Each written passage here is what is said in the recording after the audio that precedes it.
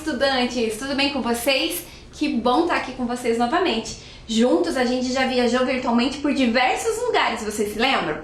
Passamos lá pelo Memorial do Rio Iguaçu, conhecemos um pouquinho da história dos cinemas de rua de Curitiba, o Cine Passeio, né? Conhecemos um pouquinho da história da imigração alemã aqui na nossa cidade e hoje a gente vai conhecer mais um espaço, um pouquinho de uma história de um povo que tem uma cultura milenar. Mas antes disso, nada melhor do que a gente retomar aqueles cuidados diários, não é mesmo? Você já lavou sua mão? Já passou álcool em gel?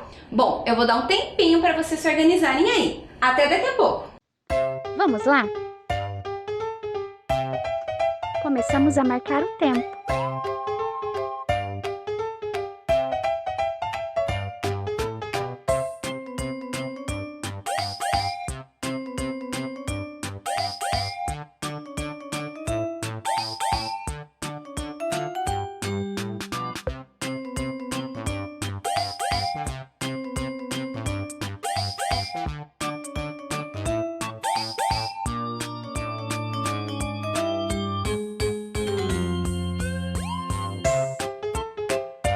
Comece lavando as suas mãos.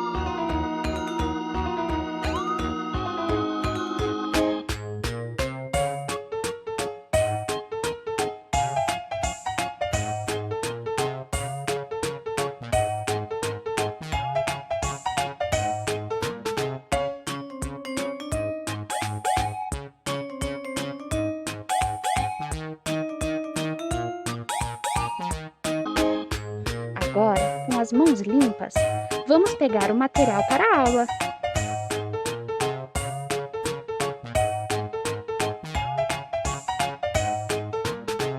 Caderno ou uma folha. Lápis, canetinha, lápis de cor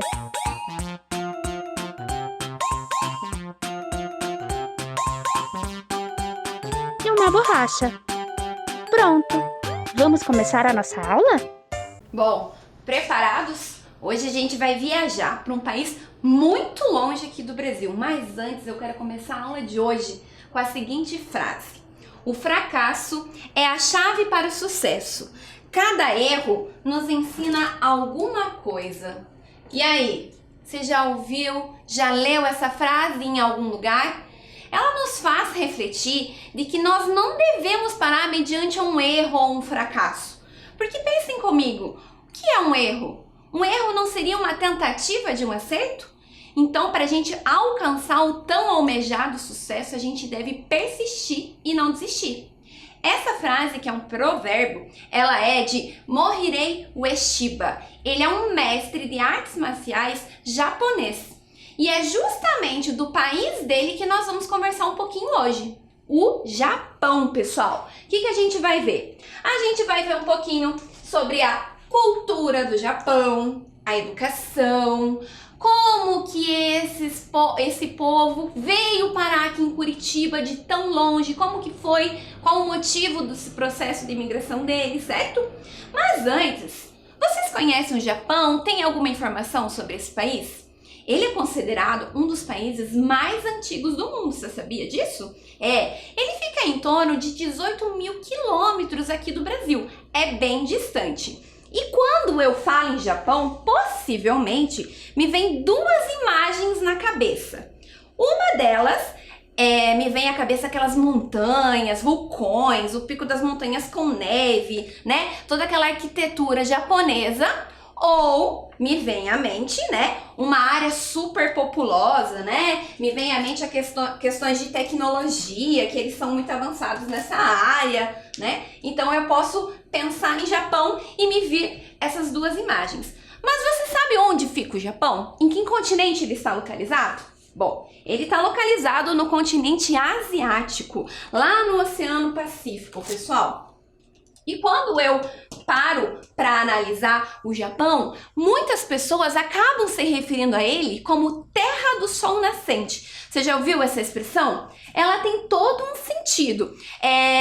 Primeiro, porque ele tem toda uma cultura relacionada à questão do sol, mas antigamente, lá nos primórdios, como quando ele ainda não era nomeado, os chineses, ao se referirem a este país, eles comentavam assim, lá onde o sol nasce, no lado leste. E aí ele acabou ficando conhecido por conta disso. Mas o Japão, pessoal, ele é um arquipélago de ilhas. Ele é formado por diversas ilhas, contendo 4 principais, que são essas aqui.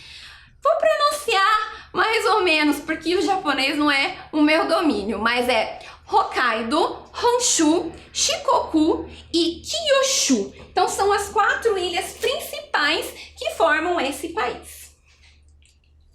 Relacionado, pessoal, ao relevo desse país, a geografia. Por que possivelmente essas imagens aqui me vêm à cabeça quando eu penso nesse país?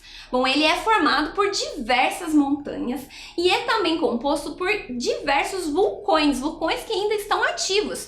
Segundo a revista Veja, há cerca de 110 vulcões ativos no país, sendo que algum deles, se entrar em erupção, eles têm a capacidade de destruição. Olha só que legal, né? Se referindo agora um pouquinho à bandeira que representa este país. Vocês conhecem essa bandeira? Ela, comparada a outras bandeiras, é relativamente simples, né? Então, como que ela é composta? Ela é composta pelo retângulo branco e o círculo na cor carmesim e não vermelho. E ele tem toda uma simbologia, né? A simbologia do círculo do sol. As cores que também compõem essa bandeira possuem significado e uma simbologia. O branco, ele está relacionado à pureza e o carmesim à paixão. Olha só que legal. O Japão também é conhecido mundialmente por ser uma das maiores potências, né? O seu poder econômico é bem elevado.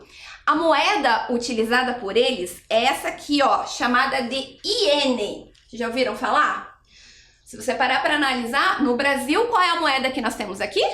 É o real. E lá, eles utilizam o iene. O poder de compra entre eles é diferente. Então eu deixo como sugestão para você de casa pesquisar. Um iene equivale a quantos reais? Pesquisa aí para você descobrir o valor dessa moeda comparado com o real que nós temos aqui no Brasil. Olha só que legal. E a capital desse país? O país tem capital. Qual seria a capital do Japão? Você sabe? Chuta aí, qual que você acredita ser? É bem famosa, é uma cidade turística e é Tóquio. Olha só, Tóquio, o que será que te vem à cabeça quando eu falo esse nome? Você lembra que este ano era para acontecer os Jogos Olímpicos? Mas por conta de toda essa questão da pandemia, ele acabou sendo transferido para o próximo ano. Então, Tóquio, pessoal, ia sediar os Jogos Olímpicos e Paralímpicos do ano de 2020. Então, ele ia estar esse ano super em evidência, certo? Tóquio também lançou aqui, ó, os seus mascotes. Lembra que quando nós estivemos no Brasil teve um mascote aqui? Então nós temos 2 mascotes, né, eleitos lá pelo povo japonês, que um representa os Jogos Olímpicos e o outro representa os Jogos Paralímpicos. Então olha só, ano que vem, possivelmente, isso aqui, né, esse país, essa cultura milenária, ela vai estar super em alta, né? O pessoal vai falar muito sobre ela. E falando um pouquinho sobre Tóquio também, ele é considerado uma das metrópoles mais populosas do mundo, olha só. Por isso que muitas vezes vem essa imagem de aglomeração de muitas pessoas nesse país, né? Relacionado também a Tóquio, né, e ao Japão em si, eles recebem muitos turistas, mas eu gostaria de destacar aqui hoje a estação da primavera. Na primavera, eles recebem muitos turistas, principalmente pela questão da cerejeira. Você já ouviu falar? Ela é uma árvore típica japonesa e ela tem um ciclo do desaflorar, desabrochar as suas flores muito curto. E os japoneses, eles possuem o hábito de ir até as praças contemplar a beleza dessa árvore. Então essa daqui, ó, que geralmente vem a nossa imagem, né, na nossa cabeça, as flores, né, rosas, né, a cerejeira. Então eles vão até a praça, contemplam o desabrochar dessas flores. As flores de cerejeira, elas recebem um nome, que é flor de sakura. E lá eles ficam contemplando a natureza, refletindo sobre a vida, meditando, porque o japonês, ele tem, a cultura deles tem muito isso, de contemplar, de preservar a natureza, né? Apreciar aquilo que é belo. Em relação à flor da cerejeira sakura, existe uma lenda em torno dela que conta como ela surgiu. Há várias versões, aqui eu vou contar uma delas para vocês, mas eu vou contar de uma forma bem diferente. Vocês vão ver que eu vou contar a história para vocês utilizando um teatro de papel, mas ele é um teatro de papel típico japonês. Ele é o kamishibai. Olha só, vou pegar para vocês. Olha só. Esse aqui é o kamishibai. É uma forma, né, da cultura japonesa de contar histórias. Como é que funciona? Tradicionalmente ele é feito de madeira. Essas laterais e a parte de cima, elas se fecham. E à medida que o contador de história vai contando a história, os papéis, eles vão saindo e as imagens, elas vão se alterando. Então, bora conhecer um pouquinho sobre a lenda da Sakura? Lenda da Sakura. A lenda de Sakura começa há centenas de anos no Japão antigo. Naquele tempo, os senhores feudais lutavam terríveis batalhas, nas quais morriam muitos combatentes humildes, enchendo todo o país de tristeza e desolação. Os momentos de paz eram muito escassos. Mal terminava uma guerra e já começava outra. Apesar de tudo, havia um lindo bosque que nem a guerra podia tocar. Estava cheio de árvores frondosas que exalavam delicados perfumes. Por mais combates que houvesse, nenhum dos exércitos se atrevia a destruir semelhante maravilha da natureza. Naquele bonito bosque existia, no entanto, uma árvore que nunca florescia. Mesmo que estivesse cheia de vida, nunca apareciam flores em seus galhos. Por isso parecia esguia e seca, como se estivesse morta, mas não estava. Simplesmente parecia condenada a não desfrutar da cor e do aroma das flores. A solidão era sua única companhia. Conta a lenda que uma fada do bosque se comoveu ao ver aquela árvore que parecia velha, mesmo sendo jovem. Em uma noite, a fada apareceu junto da árvore e disse que gostaria de vê-la bonita e radiante. Ela estava disposta a ajudar para que isso acontecesse. Então, fez uma proposta. Ela, com seu poder, lançaria um feitiço que duraria 20 anos. Durante esse tempo, a árvore poderia sentir o que o coração humano sente. Talvez assim ela conseguisse se emocionar e, quem sabe, voltaria a florescer. A fada ainda adicionou que, graças ao feitiço, poderia se transformar tanto em planta quanto em ser humano. No entanto, se ao longo dos 20 anos ela não conseguisse recuperar sua vitalidade e brilho, morreria imediatamente. Os meses foram se passando, também os anos. A árvore continuava como sempre e não encontrava nos humanos nada que a livrasse daquele estado. No entanto, em uma tarde, a árvore se transformou em humano, andou até um córrego cristalino e lá viu uma bonita jovem. Era Sakura. Impressionado com sua beleza, a árvore transformada em humano se aproximou dela. Sakura foi muito amável com ele. Para corresponder à sua bondade, ele a ajudou a carregar água até a sua casa, que ficava perto dali. Tiveram uma animada conversa. Quando a moça lhe perguntou seu nome, a árvore acabou dizendo que era Yohiro. Os dois se tornaram muito amigos. Eles se encontravam todos os dias para conversar, cantar, ler poemas e livros de histórias fantásticas. Quanto mais conhecia Sakura, mais tinha necessidade de estar perto dela. Um dia, Yohiro não aguentou e confessou seu amor a Sakura. Também confessou quem ele era na verdade, uma árvore atormentada que logo iria morrer porque não havia conseguido florescer. Sakura ficou muito impressionada e se manteve em silêncio. O tempo passou e o prazo dos 20 anos estava perto de acabar. Yohiro, que voltou a tomar a forma de árvore, se sentia cada vez mais triste. Uma tarde, quando menos esperava, Sakura se aproximou dele, o abraçou e disse que também o amava, que não queria que ele morresse, nem queria que nada de ruim acontecesse. Então a fada apareceu novamente e perguntou se Sakura queria continuar sendo humana ou se queria se fundir com Yohiro. Ela olhou ao seu redor e se lembrou dos tristes campos de guerra. E então decidiu-se fundir-se para sempre com Yohiro. E um milagre aconteceu. Os dois se tornaram um só. E a árvore então floresceu. Bom, pessoal, e aí? Gostaram dessa nova forma de contar histórias? Quem sabe você é de casa, pode fazer o seu kamishibai e contar uma história para os seus familiares utilizando essa arte japonesa. Olha que legal! Mas voltando agora para o Japão, como será que é a educação nesse país? Será que é igual a nossa? Será que o sistema educacional deles é parecido com o nosso? Bom, possivelmente não, né? Um outro país, uma outra cultura. Lá, o ensino de educação infantil, ele não é obrigatório, mas a grande maioria dos japoneses acabam frequentando. Depois vem o ensino obrigatório de 9 anos e, por fim, tem o ensino médio de 3 anos. O ensino médio, ele também não é obrigatório. E para garantir a vaga no ensino médio, o japonês ele tem que passar por uma prova, igualmente ao vestibular. E aí sim, ele pode cursar o ensino médio. Lá, a educação é considerada de altíssima qualidade. Segundo dados da OCDE, lá o índice de evasão dos estudantes que ingressam no ensino médio é mínimo. Cerca de 97,6% dos estudantes que ingressam no ensino médio finalizam os seus estudos. Olha só que legal.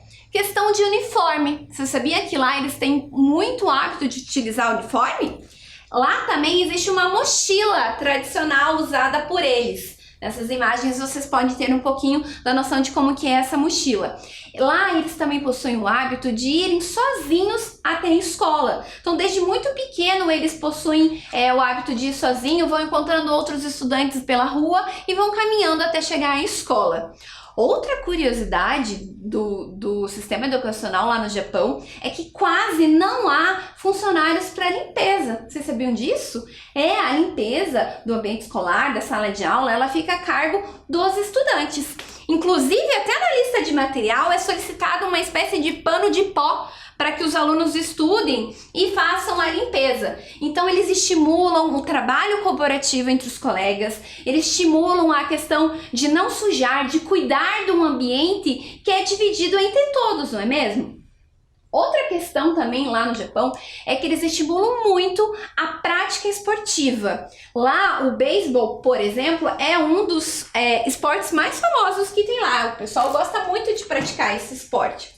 A própria escola estimula os alunos a participarem de grupos, tanto de arte como de esportes. E além de tudo isso que é dentro do período escolar deles, é oferecido aulas extracurriculares. Como assim? São aulas que vão além daquele conteúdo, do currículo que é exigido. E olha, eles super participam dessas aulas extracurriculares. E isso faz com que eles fiquem uma boa parte do seu dia dentro da escola. Então, o que é ofertado nessas aulas extracurriculares? Por exemplo, eles têm oficinas de artes marciais. Trouxe 2 exemplos aqui, o karatê e o judô. Então, se é da área de interesse dele, ele vai lá e vai se inscrever nessas aulas aqui. Há também outros tipos de oficinas ofertadas por eles. Então, o que mais eles podem encontrar lá? Eles podem encontrar oficinas de caligrafia japonesa. Então, se é do interesse, eles podem ir lá se inscrever e participar dessa oficina. Eles podem encontrar também aulas de piano, aulas de taiko. Você já ouviu falar sobre o taiko? Ele é um instrumento de percussão típico lá no Japão, que são tambores japoneses. Eles utilizam lá. Olha só. Eles vão se inscrevendo e participando dessas aulas extracurriculares. Lá o ano letivo, ou seja, o período que eles estudam é um pouquinho diferente do nosso. Ele vai de abril a março. E aí nesse meio tempo tem toda aquela questão do período de férias escolares, enfim. E aí eu te pergunto, e você pode estar aí em casa se perguntando, nossa, quanta coisa tem na educação, como eles são diferentes, como eles estão com essa educação de alta qualidade, qual é o segredo para isso? Claro que há muitos fatores que influenciam nesse sucesso da educação japonesa, mas eu cito aqui um desses exemplos, que é a valorização do professor. Lá o professor é extremamente valorizado e respeitado.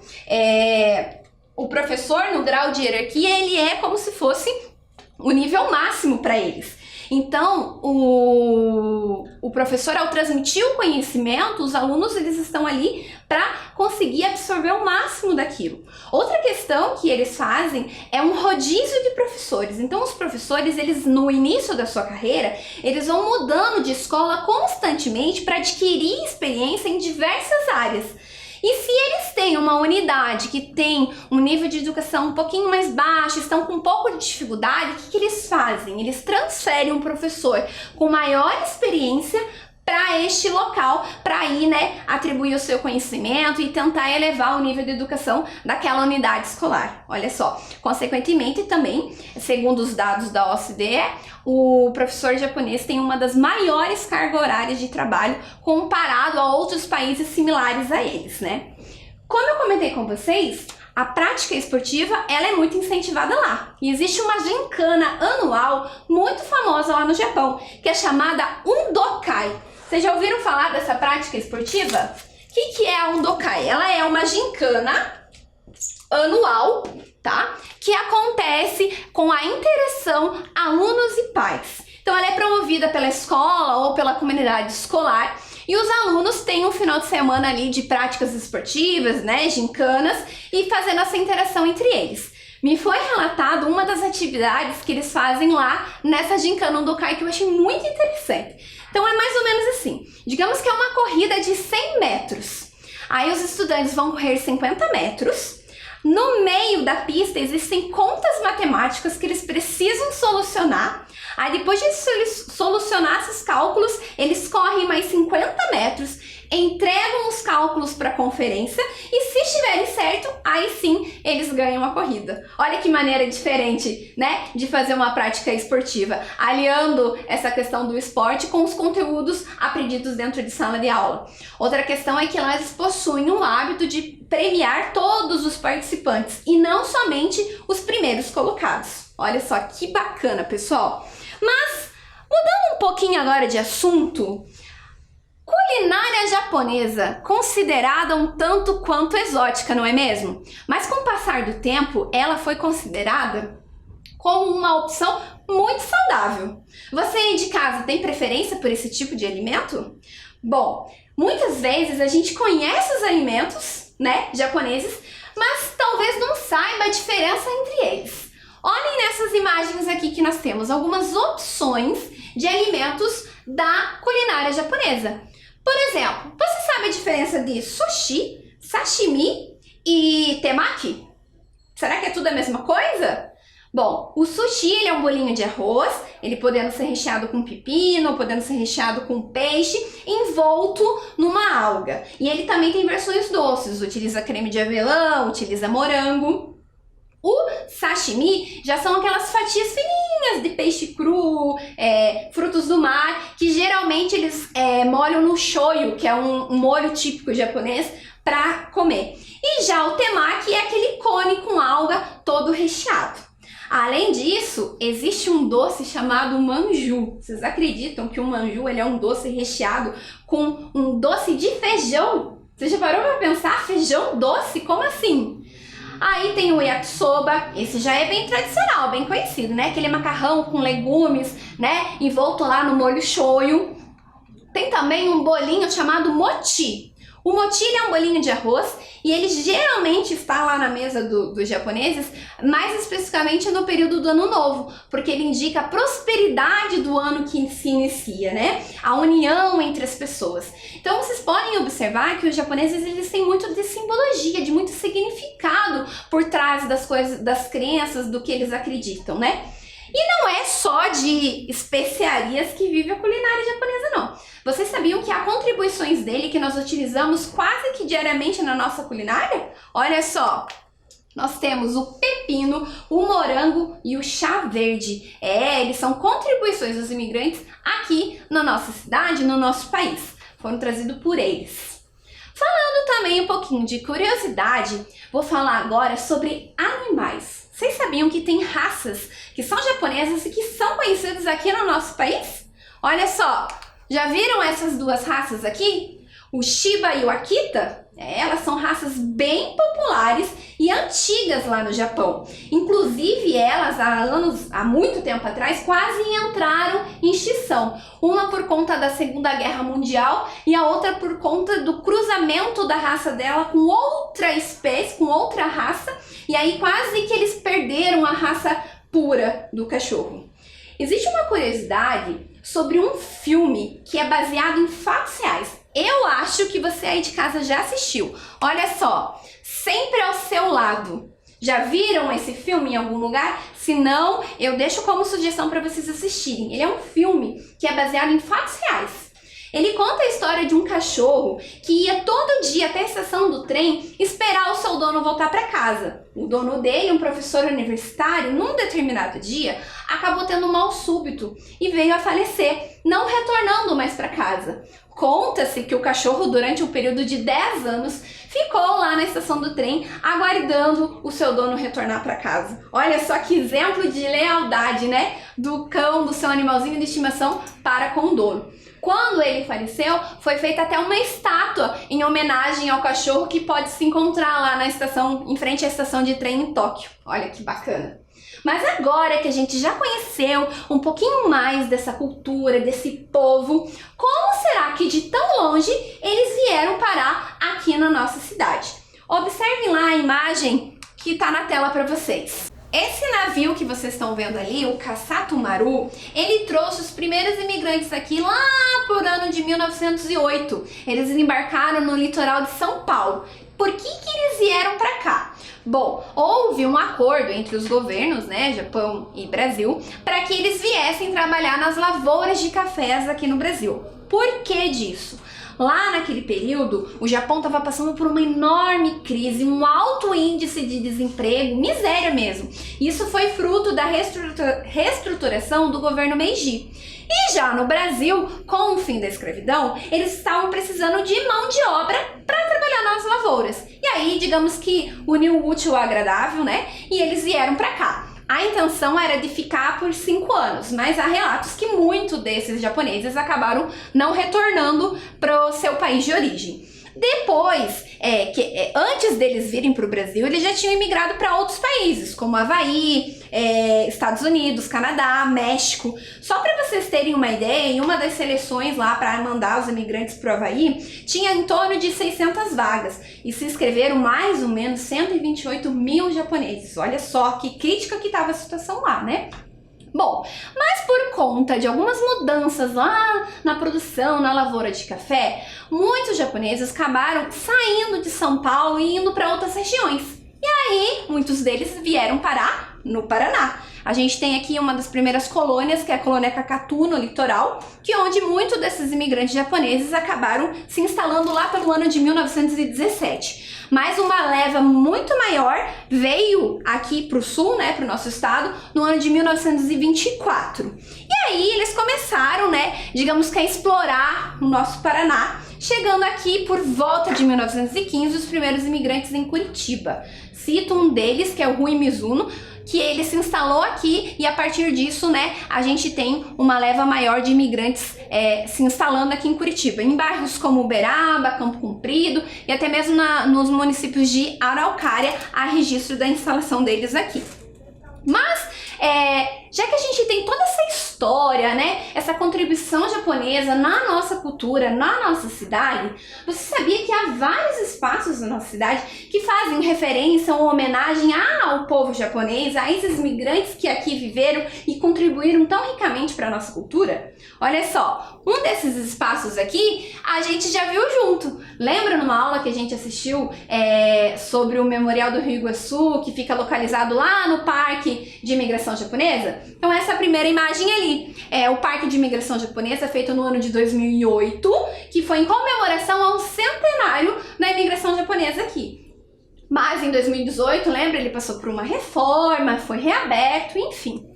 Do outro lado, eu tenho aqui o Palácio de Hyogo. Vocês já viram esse Palácio de Hyogo? Lá no final da Comendadora Franco, vocês já passaram, conhecem por lá? Vocês podem observar a estrutura, né, a construção que é um pouco diferente da nossa cultura, daquilo que a gente está acostumado aqui. O Palácio de Hyogo ele foi inaugurado lá pelo ano de 1996. E atualmente o que a gente encontra lá é a Câmara de Comércio e o Instituto Cultural e Científico Brasil-Japão. Além desses espaços, há outros espaços na cidade. Você aí de casa, conhece algum espaço que faz homenagem ou referência a algum imigrante ou à cultura japonesa? E aí? Olha só, vê se o próximo espaço é um daqueles que você aí de casa pensou. Temos aqui também um outro espaço, são praças localizadas lá no Jardim das Américas. E aí, será que você sabe quais são essas praças? A primeira praça que a gente tem ali faz então a homenagem a Rui Mizuno, né, que se instalou aqui em Curitiba. E a praça ao lado faz uma referência, uma homenagem a um geógrafo japonês que viveu aqui durante muito tempo. Mas o nome é um pouquinho complicado de pronunciar. É Tsunesaburo Makiguchi. Já ouviram falar dessa praça? Já conseguiram visitar esse espaço? Fica como sugestão para vocês conhecerem lá. Continuando, há mais espaços aqui da nossa cidade que faz referência a esse povo. Eu particularmente adoro esse espaço e eu quero dar um destaque maior nele. É a Praça do Japão. Já ouviu falar sobre a Praça do Japão? Fica localizado lá no bairro Água Verde. Olha só que legal. Foi construída há muito tempo atrás e lá pelo ano de 1993 ela passou por algumas reformas. Eu costumo dizer que essa praça, ela é feita a várias mãos. Como assim a várias mãos? Ela foi colaborativa. Ela recebeu muitas doações para compor o jeito que ela é hoje. Mas tá, professora, é uma praça, o que eu vou encontrar lá, o que tem de diferente, o que faz menção à cultura japonesa? Gente, tem muita coisa, é uma praça muito rica, cheia de informações, de estruturas que fazem referência e muitas delas vieram do Japão. Então observem lá. Você pode encontrar aqui na primeira imagem, nós temos lá as típicas cerejeiras, as primeiras foi doado para o imperador japonês, olha só que legal. Encontramos ali o portal japonês, que foi instalado na reforma de 1993, né? Tem toda aquela estrutura, arquitetura japonesa. Continuando aqui, ó, nós temos o Memorial Japonês. Dentro dele temos a biblioteca e o Dehanda. O Dehanda foi um japonês que se dedicou à escrita e depois de se aposentado, dedicou-se à biblioteca, se tornando-se bibliotecário. Então, faz uma homenagem a ele. Olha que legal. Lá também vocês encontram diversas oficinas, por exemplo, com meditação, origami, que é aquela arte de dobrar papel, produção de haikai, que são os poemas japoneses. Do lado, nós temos uma estátua do Buda sentado numa flor de lótus lá no jardim deles. O Buda, fundador da religião budismo, muito conhecido lá no Japão, né? Chamado Siddhartha Gautama, né? Ele que fundou essa religião. E para você receber o título de Buda, né? Você tem que atingir o estado de Nirvana, né? Aquela plenitude espiritual. Depois você vai encontrar lá no memorial, lá no topo, uma garça de bronze, você encontra lá, que ela também foi doada por uma comitiva japonesa em 1994, Temos do outro lado ali aquela lanterna esculpida em pedra, são lanternas típicas que vocês encontram em jardins japoneses. Olha que bacana. Além disso, existem diversos lagos artificiais lá na praça que você vai conseguir encontrar toda essa cultura, esse toque japonês nos lagos. E para finalizar, a gente também encontra esculturas. A primeira é chamada de Paz 3031, que faz referência à Segunda Guerra Mundial, à explosão da bomba de Hiroshima, que simboliza, né, a união entre os povos. E do lado a gente tem a escultura Curitiba, né, que faz referência, que faz uma homenagem a uma artista plástica japonesa que aqui viveu e foi naturalizada brasileira.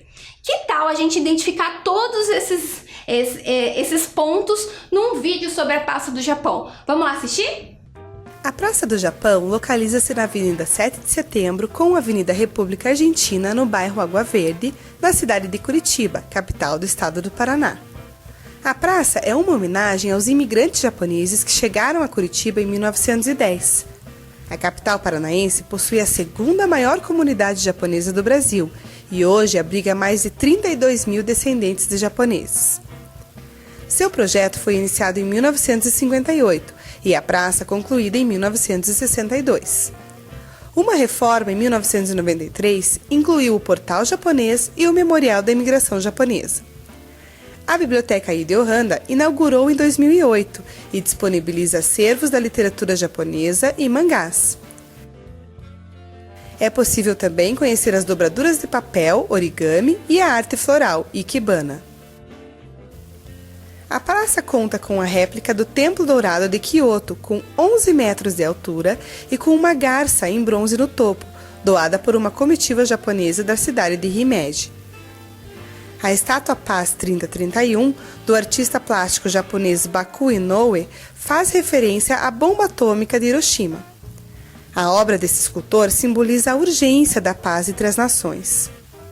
Em uma área arborizada de 14 mil metros quadrados, existem espalhadas pela praça 30 cerejeiras enviadas do Japão pelo Império Nipônico e 6 lagos artificiais nos moldes japoneses.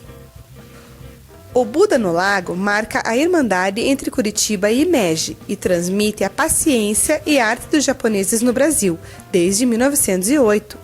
O budismo é praticado por cerca de 55% dos japoneses. Para eles, Buda é um título atribuído a qualquer entidade que alcance o Nirvana, um estado de plenitude espiritual. A lanterna esculpida em pedra foi doada pela Assembleia Legislativa de Hyogo, região japonesa co-irmã do Paraná, em 1979. A Praça do Japão também é tradicional por sediar importantes eventos e uma variada programação relacionada à cultura nipônica. Informações sobre aulas e oficinas podem ser adquiridas na própria biblioteca. E aí, pessoal, gostaram? Bacana, né? Esse espaço fica como sugestão para vocês conhecerem depois que tudo isso passar. Mas vocês sabem, quero que vocês saibam que essa cultura ela não está tão distante assim da gente, não. Vou mostrar para vocês agora um trabalho feito por uma escola lá na região do Tatuquara. Eles vivenciaram a cultura japonesa com seus estudantes. Olha que bacana, eles fizeram um projeto e trabalharam um pouco da cultura japonesa com os estudantes, né? Eles trouxeram a vivência dessa cultura para dentro da sala de aula. Então a gente pode observar algumas das imagens. Tiveram a oportunidade de comer com hashi, né? Aqueles típicos palitinhos japoneses. Tiveram a oportunidade de conhecer um pouquinho mais sobre as artes marciais. Também fizeram ali a cerimônia do chá, né? Utilizando todo o traje do kimono responsável, contaram a história, né? Da cerimônia do chá, que é feita com chá verde, um chá especial, né? Que tem toda aquela tratativa do anfitrião para com o seu convidado, em oferecer aquilo que é de melhor. E também tiveram a oportunidade de assistir uma apresentação de um grupo da cultura japonesa, utilizando aquele instrumento que é o taiko, que eu comentei com vocês, os tambores japoneses. Então, que tal a gente assistir um vídeo de uma apresentação desse grupo, onde você pode perceber como eles tocam esse instrumento musical, que vai muito além do tocar, né? Existe toda uma coreografia por trás daquela música. Vamos assistir?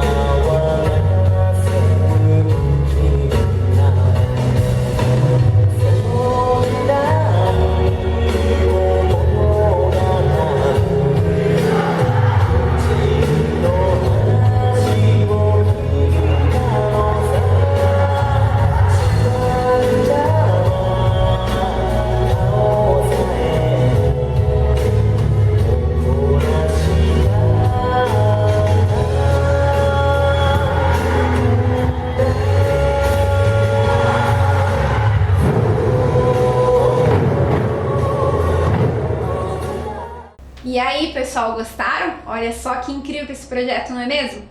Se vocês observarem aqui na nossa mesa, a gente tem alguns materiais que são dessa cultura japonesa e por trás dele há toda uma história, um contexto dele ser utilizado. Por exemplo, os japoneses eles possuem muitos amuletos da sorte. Esse daqui, ó, você já deve ter visto em vários lugares, né? É o Maneki-neko. O que ele é? Ele é um gato com a patinha levantada. Dizem que quando o gato, por ser muito sensitivo e tem alguém para chegar em algum lugar, ele começa a ficar agitado e começa com a sua patinha, né, a passar em seu rosto. Então ele com a patinha levantada, ele quer chamar, convidar as pessoas. Então por isso que a gente vê muito isso em comércio, né, nas casas das pessoas. A gente tem também aqui os livros. Esse livro aqui é um livro de origami de trás para frente, né, que conta toda essa arte de dobrar papel. Nós temos, que eu comentei com vocês, relacionado à cerimônia do chá. É muito comum, muito cultural eles realizarem a cerimônia lá.